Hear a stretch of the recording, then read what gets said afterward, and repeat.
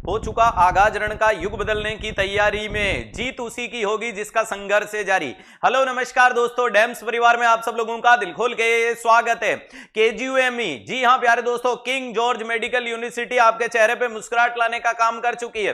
वो तमाम मेरे नर्सिंग के भाई बहन जो इंतजार कर रहे थे एक ऐसे हॉस्पिटल में जाने का जहां उनको किंग जैसा फील आए, क्योंकि वो हॉस्पिटल नहीं महल जैसा बना हुआ है।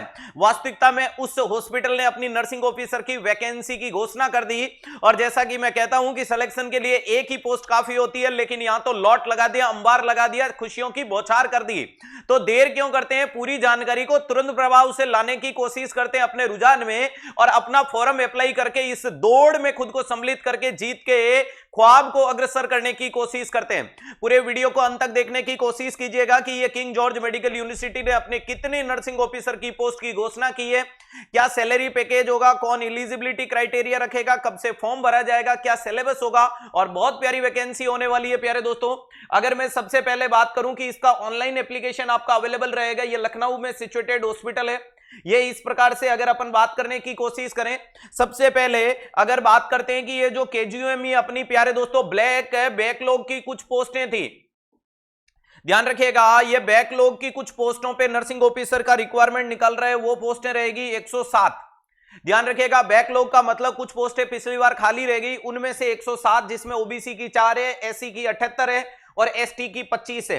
ये तो 107 पोस्ट है जिसमें बीएससी नर्सिंग वाला, या प्यारे दोस्तों पोस्ट बीएससी वाला, या फिर जीएनएम वाला। लेकिन ध्यान रखिएगा, इसके साथ इंपॉर्टेंट चीज है, उसका रजिस्ट्रेशन स्टेट नर्सिंग काउंसलिंग में होना जरूरी है। अगर कोई बंदा जीएनएम से बिलोंग करता है तो प्यारे दोस्तों उसको 2 साल का 50 बेडेड का एक्सपीरियंस चाहिए। तो ध्यान रखिएगा, बीएससी ऑनर्स वाला, बीएससी वाला, लेकिन स्टेट नर्सिंग काउंसलिंग का रजिस्ट्रेशन। और अगर आप जीएनएम से बिलोंग करते हो, अगर आप जीएनएम कैंडिडेट हैं, तो प्यारे दोस्तों आपको 50 बेडेड का 2 साल का एक्सपीरियंस चाहिए। चलेगा, नेक्स्ट इंपॉर्टेंट चीज है कि सर नए लोगों के लिए इन्होंने क्या कर दिया, तो 625 पोस्ट हैं, सॉरी 626 और 107 पोस्ट पहले थी। ध्यान रखिएगा, टोटल आप कर लेना, बहुत जबरदस्त वाली वैकेंसी आपके सामने देखने को मिली है, जिसमें ओबीसी की 164, एससी की 126, एसटी की 12 है, जनरल की 264 और ईडब्ल्यूएस की 60। फिर से एलिजिबिलिटी वही है, पोस्ट बीएससी और जीएनएम तीनों एलिजिबल रहेंगे।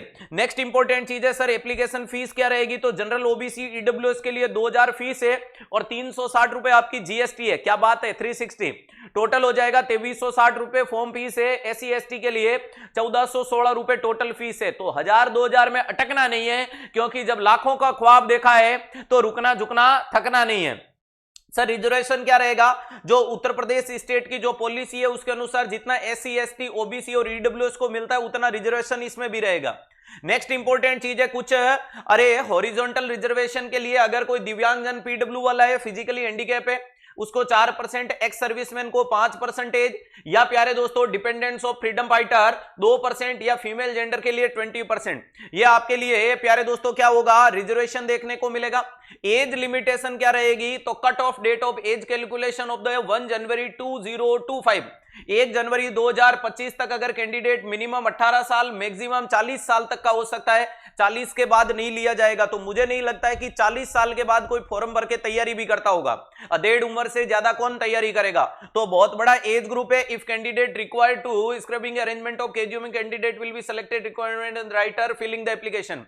चलेगा, तो ये मेन चीजें, एप्लीकेशन का प्रोसेस क्या है तो ये आपके सामने दे रखा है। नेक्स्ट अगर बात करते हैं ऑनलाइन एप्लीकेशन फॉर्म कैसे अप्लाई करना है, ये भी दिया हुआ है। वेरी इंपॉर्टेंट चीज है कि सर फीस सबमिशन की जो लास्ट डेट है वो 7 तारीख और फॉर्म सबमिशन की लास्ट डेट है वो 14 मई रहेगी। तो अपने को मैं तो कहता हूं 7 मई तक भी नहीं जाना है, तुरंत प्रभाव से अपने फॉर्म को भरना है। ध्यान रखिएगा, फीस की लास्ट डेट रहेगी 7 मई 2025 और फॉर्म की जो लास्ट डेट देखने को मिलती है सबमिट करने की वो रहेगी 14 मई 2025। अपने को इससे पहले फॉर्म भर भी देना है, सबमिट भी कर देना है। ध्यान रखिएगा। नेक्स्ट अगर बात करते हैं कि ये एडमिट कार्ड की जानकारियां हो गई, सर पेपर कैसे होगा तो ध्यान रखिएगा, कॉमन रिक्वायरमेंट टेस्ट आपके लिए रहेगा। कॉमन रिक्वायरमेंट टेस्ट 2 घंटे का रहने वाला है। कितने घंटे का रहने वाला है? 2 घंटे का रहने वाला है। कितने नंबर का रहने वाला है? तो 100 नंबर का पेपर होने वाला है। वेरी इंपॉर्टेंट चीज है।